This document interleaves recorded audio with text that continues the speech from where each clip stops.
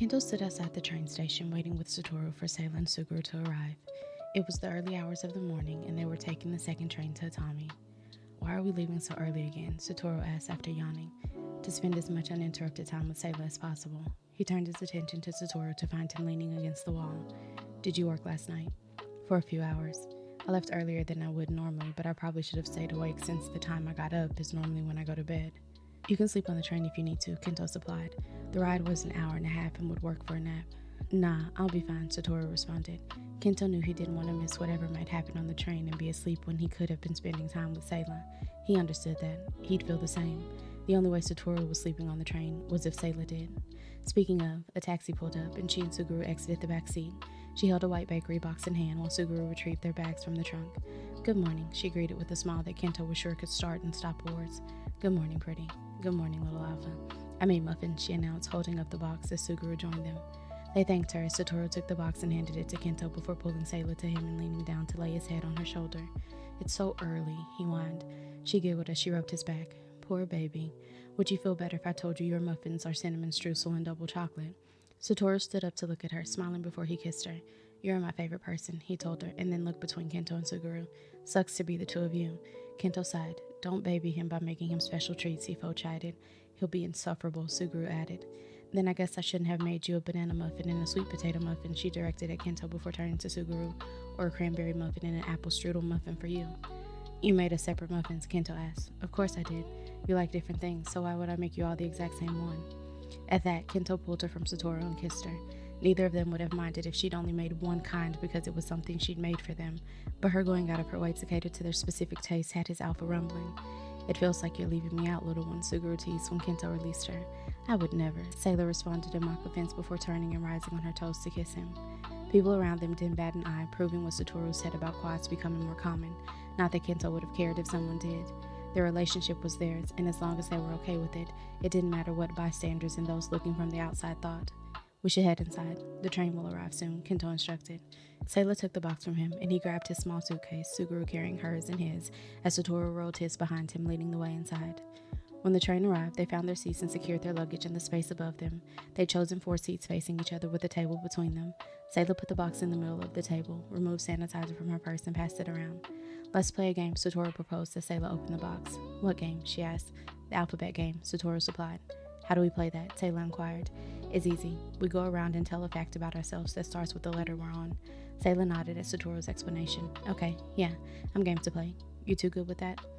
Kento nodded since he knew the game was more so proposed for them to learn more about her and her them, so he didn't mind playing and killing time during the ride. "Yeah, that's fine," Suguru responded, taking his cranberry muffin from the box. "You go first, Satoru," Kento instructed, grabbing his sweet potato muffin. Satoru thought briefly as he chewed his chocolate muffin. "I'm ambidextrous," he supplied after chewing, "which means I'm great with both my hands." Kento didn't miss the double meaning behind the words, and Suguru snorted as Saelah laughed. "I bet," she responded. "You're next," Satoru gestured to her where she sat across from him. I guess I can be bossy at times." She removed a muffin from the box that looked like a standard blueberry. "Are you going to boss us around, little one?" "I might." "Please do," Satoru stated, and Kento shook his head at them, but he wouldn't mind her bossing him around while he stared into those honey eyes as she told him exactly what she wanted from him. The thought excited his alpha, and he had to mentally shake his head of the image forming, ensure that it hadn't slipped into his scent as he focused back on the game. "I'm creative," Suguru said. "I know that already, so choose something else," Saelah replied. "Bossing me around already," Suguru joked. "I'm competitive." She pursed her lips. "I sort of knew that too, but I'll allow it." She turned her attention to him. "Your turn, Kento." "I'm Danish," he teased because he'd already told her that. "Kento," she admonished playfully, and he couldn't help but chuckle. "I'm driven." "I sort of knew that too, but it works, I guess." The game continued on like that until they got to the end of the alphabet. Some letters took them longer than others to come up with the fact about themselves. He learned more about Saelah and even learned something new about the 2 men he'd been friends with for more than a decade. "How did the 3 of you end up becoming friends?" she asked after a couple of minutes of silence. "We met in high school," Satoru stated. "Suguru and I were in the same class and became quick friends. More like you sat beside me and declared that you knew I was a prime alpha too, and we had to be friends since we were the only 2 in our year. I've been stuck with you since," Suguru said, and Saelah giggled at the offended look Satoru gave the other man. "Anyway," Satoru replied, turning his attention back to Saelah, his dramatics quickly forgotten as Kento knew they so often were. "The following year, Kento came, and I, being the wonderful senpai I am, took him under my wing." You mean you harassed me because you knew I was a prime alpha too, and you had this complex that demanded you to be friends with the strongest, Kento corrected. Both of you are misremembering, Satoru responded with a shrug, but we've been inseparable since then. Saelah laughed as she nodded. I'm sure they are, she said. How did you and Danny meet? Kento inquired. We were young. I don't remember whether we started school yet, but I used to go to the park with my mom. She made it a point to take me every weekend, and on 2 of those weekends we'd feed the ducks. We were there one day, and I saw a boy being picked on by some older boys, so I intervened by throwing sand from the sandbox into one of their eyes and kicking the other between the legs. My mom was not amused at that, but it made me a friend, and we've been together ever since. The 3 men chuckled. I have a hard time picturing you kicking someone in the delicate area, Kento said. Not me, Suguru replied. I've always felt like she could hold her own, and after learning that she took karate for years, I wouldn't be surprised if she could take the 2 of you down. Same, Satoru added, but taking me down is a stretch, he teased. You don't think I could? She asked, tilting her head. She then turned to Suguru. You realize I could take you down too, right? Really, all of you at once. Oh, is that so? Suguru asked with a smirk. How do you think you'd manage that? Saelah shrugged, looking between them. It wouldn't be that hard. She smiled at them, her scent sweetening with her amusement and something else that Kento couldn't quite name. Because you let me. Damn right we would, Kento replied, and her smile turned coy. I thought so, she responded. When they arrived in Atami, they walked a few blocks from the train station to the nearby car rental company to pick up their reserved vehicle. They'd rented a house on the beach for their stay, but knew getting to other attractions would be easier by car. Once the paperwork was signed and they were in the car, they headed towards the house. Kento watched as Saelah took videos on her phone of the scenery they passed, switching to the Polaroid camera each time they stopped at an intersection. They pulled up to the house, and he grabbed his and Saelah's suitcases from the trunk as she went to open the door. Kento looked around once inside, and it was what you would expect of a house on the beach. There were large windows, so it got plenty of sunlight. Glass double doors led out into the beach. After touring the house, Kento placed Saelah's suitcase in the primary bedroom since it had an attached bathroom, and he put his suitcase in his room. He returned to the living room to find Saelah standing at the double doors and looking out over the water. The other 2 were lounging on the couches. Kento sat in the armchair that faced the view. How do you want to spend the next few hours before lunch? She asked, turning to look at them. Can we mark you? Satoru asked what Kento had been thinking since they'd met at the train station. From the moment he'd seen her, he'd been tempted to ask if they could put courting marks on her as soon as they arrived. If you want to do it now, she replied. We do, Suguru responded. Did you decide how you would do it? Saelah asked. Kento will bite one, Suguru and I the other one, Satoru responded. Kento turned to him with a raised brow because when they'd first discussed it, he wanted to gland to himself as the oldest. Satoru shrugged at his unspoken question. Think of it as a birthday gift, he told him. Besides, we can just rotate who gets a gland to themselves each time. Unlike mating marks, courting marks would fade after a couple of months as the gland healed completely. Depending on the length of someone's courtship, it might have to be renewed. Or if the courtship didn't work out in the first several weeks, the person wouldn't have to deal with the mark for too long. Like mating marks, it would blend their scent into the marks, so she would always vaguely smell of them while the marks were on her. Okay then, Saelah responded, approaching Kento and sat on his lap. He hadn't been expecting that, but he was in no way complaining. She held her right wrist up to him, and he took it in his hand, running his thumb over the gland to stimulate it. There was no way to avoid the discomfort of the initial bite. Well, there was one. His hand rested on her waist, rubbing slow circles as he brought her wrist to his lips and placed 2 soft kisses on it before sinking his teeth in. His canines pierced her skin. Saelah winced, but other than that gave no indication that he'd bitten too hard. When he removed his teeth, Kento licked over the mark, and the little intake of breath it pulled from her had him reminding himself and his alpha that they were only now officially courting her. They needed to behave. She moved her wrist from side to side, taking in the mark he'd left before smiling at him and standing. Kento watched her move to Suguru, who pulled her down on his lap. She held up her left wrist. Suguru ran his thumb over the entire gland before moving it down to the half closest to her forearm. I'm going to bite here, he told her, and when she nodded, he brought her wrist to his lips and sank his teeth in. His other hand moved to the back of her neck to massage the gland there. Kento watched her shudder from the touch, and the sweet smell of her scent grew mildly thicker. His nostrils flared to take it in. When Suguru released her wrist, he licked over the bite, drawing the same shudder Kento had. He dropped his hand from the back of her neck as he ran his tongue over his lips. Come on, little alpha, Satoru said, patting his lap. Saelah moved over to him, settling on his lap, and he took her wrist in his hand. He gave her wrist several kisses, grazing his lips over Suguru's mark, and she gasped. Interesting, Kento thought. The last 2 times they courted the same woman, they hadn't given them courting marks because there weren't enough glands for the 3 of them. Unlike with Saelah, they hadn't felt that unsettling desire to have their mark on them somewhere, so this was the first time he was witnessing the reaction to one. He hadn't known that one of them messing with the other one's mark would elicit a response from her. Satoru bit into the other half of the courting mark, and when he pulled away, he licked the entire gland. Kento watched another shudder roll through Saelah's body, and the weight of her scent in the room became heavier before she took a deep breath and it slowly returned to its normal state. She looked between the three of them and pulled her bottom lip between her teeth briefly as if she were contemplating. They waited patiently, and when she spoke, it hadn't been what Kento was expecting. "Can I mark you back?" she asked. That wasn't usually how it was done, but they'd already established the relationship they were pursuing was different, with them bearing the same secondary gender. "Of course, pretty," he responded at the same time Satoru nodded, and Suguru replied, "Yes, little one." She marked Satoru and Suguru the same, on their left wrist after kissing both glands. She marked Kento on his right wrist after kissing his. Her marks on them matched the ones they placed on her. "Do you want to take a walk on the beach?" she asked. "A walk sounds nice," Kento responded. The four exited the double doors, the automatic lock engaged behind them, and she looked between the three of them and pouted. "I need more hands," she said, causing them to chuckle.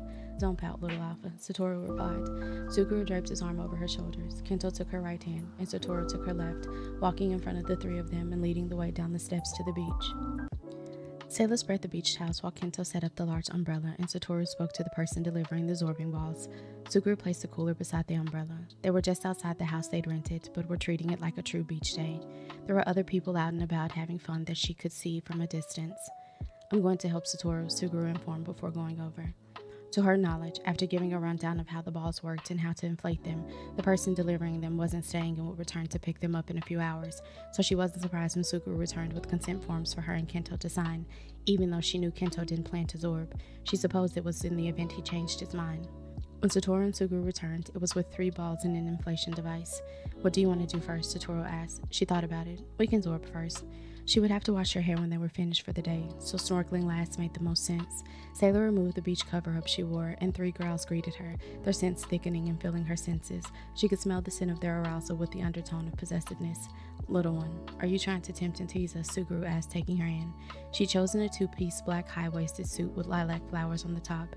It wasn't like she had chosen it on purpose. She'd only chosen to bring 2 of the 3 she'd packed for the move in case they spent more than one day on the beach.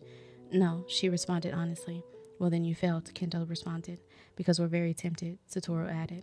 Saelah folded the cover up and placed it into the beach bag she brought. "Well, that wasn't my intent, but I'm not complaining if you feel a little tempted." She pulled the sunscreen she brought out of the bag and tossed it to Kento. He glanced down at it before watching her sit on one of the towels. "Why don't you help me put on sunscreen while you two inflate the balls?" she suggested. "I'm not going to complain this time since your birthday just passed," Satoru directed at Kento. "Why would you complain when I'll need to reapply in a couple of hours? Someone will have to do it," she teased with a smile. "I'll hold you to that," Satoru responded. Kento's hands on her leg pulled her attention away from Satoru. He gently rubbed the sunscreen into her skin, starting at the ankle and working his way up. His hands were strong, and she enjoyed the feel of them on her. The way his fingers brushed over her flesh was almost teasing. If it weren't him, she would have thought it was being done on purpose. However, as she looked at him, those brown eyes watching her intently, she was unsure that he wasn't doing it on purpose. He worked the sunscreen into her skin, making sure she was thoroughly covered. When he finished, she took the bottle from him and signaled him to switch places with her. She rubbed sunscreen over him, making sure he was covered. Her fingers ran over broad shoulders and firm muscles. Once she was finished with him, she repeated the process with Suguru and Satoru, both with shoulders just as broad and firm muscles, but distinctively different. She put the sunscreen back in the bag. "Okay, Satoru, tell me how we're supposed to use these things." He gave them a rundown of how to use the balls, and it sounded easy enough. The 3 dragged the balls towards the water, and she followed behind them. Kento helped her into the ball and then ensured all 3 of them were sealed tightly. "Be careful," he instructed. "Don't go too far out. We don't want you getting swept away by a wave." Normally, she supposed this would be done on a lake, but it shouldn't have been an issue since the tide wasn't coming in. They moved onto the water, and Satoru wasted no time in purposely running into Suguru and trying to knock him off balance, causing both of them to topple over, and Saelah couldn't help but laugh. She tested herself on the water, and it didn't take long to get the hang of it as she walked around while watching Suguru and Satoru try to cause one another to lose balance. "The 2 of you should have a race," she suggested.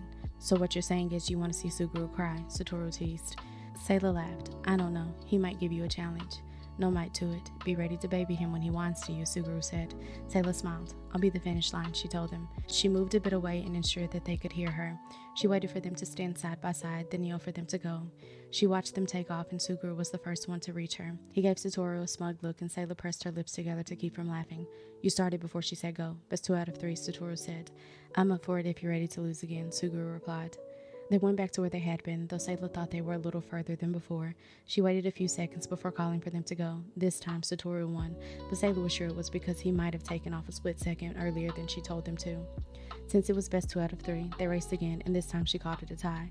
It was a little too close for her to tell, especially with the inflatable balls. Suguru started as they came up on either side of her. Why are we the only ones running? That's a great question, Satoru responded, and she looked between them as their eyes settled on her. Her eyes widened, and she took off as fast as she could. They chased after her, and she didn't get far before she stumbled inside the ball over a small wave and fell, which caused her to roll around. They weren't able to stop in time and bumped into her, sending her rolling some more as she laughed. She probably would have rolled more if one of them had managed to get in front of her. Saelah sat there as she drifted slightly on the water. "You okay, little Alpha?" Satoru asked. She nodded. "Yeah, I'm fine." Standing back up was a fun challenge. She fell twice and couldn't help laughing. It made sense that they suggested if you got in one, you do it before getting on the water. Once she was back on her feet, she ran around for a little while more with the 2 of them chasing her. She glanced over at the beach and found Kento sitting on one of the towels under the umbrella. Saelah went back to shore, and he stood, meeting her halfway. He helped her out of the ball and took it to where their things were. While they could see other people on the beach that weren't close to them, Saelah assumed they occupied or were vacationing in the other homes, and they were set a suitable distance apart. "Come into the water with me," she requested. She knew he could have gotten into the water with them even without absorbing, but had chosen not to. She didn't want to leave him on the beach alone for too long. Having 3 men courting her meant having to divide her time equally, and she wanted to ensure she spent equal amounts of time with him, even more so when they were all together. Kento allowed her to pull him to the water, and they got in up to her chest. "Did you have fun rolling around?" he asked with a teasing smile. Saelah laughed. "I did. You sure you don't want to try it?" He shook his head. "I don't like small and closed spaces." She nodded. That made sense. Even though he'd be able to see his surroundings, he would still be in a small place. She closed the distance between them and draped her arms over his shoulders. "Can you take us deeper?" she asked. "I can. Can you not swim, pretty?" "If I say yes, will that keep you from carrying me?" Kento chuckled. "No, it won't."